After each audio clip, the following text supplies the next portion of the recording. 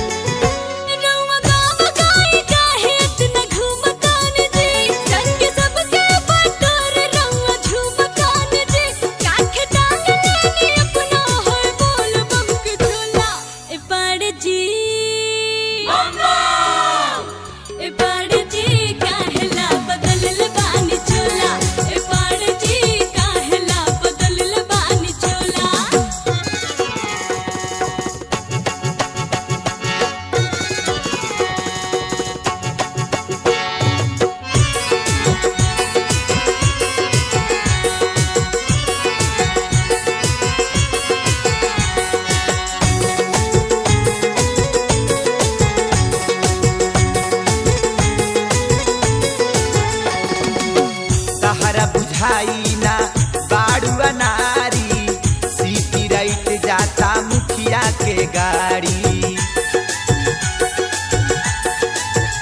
हाँ तहरा बुझाई ना बाड़ुआ नारी सीटी राइट जाता मुखिया के गाड़ी। हम तो वही में करवले बानी सीटी बुकी हो देवघर जाए में हमारा ना होई दुखी हो। गईला से सब कर दुख दूर होला। हम पाड़े हई हम पाड़े हई जाता नी बुलवले बाड़े भोला। हम पाड़े हई जाता नी बुलवले बाड़े भोला।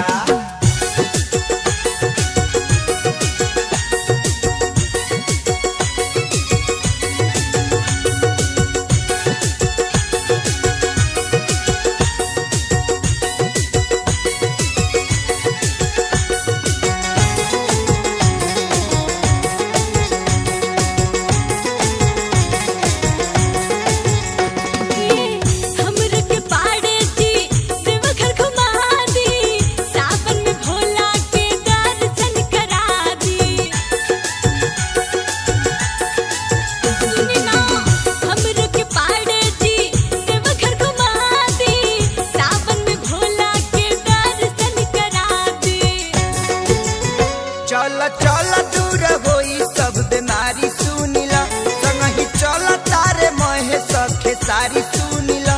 कष्ट मिट गईली वो कर जे नाम शिव के बोला।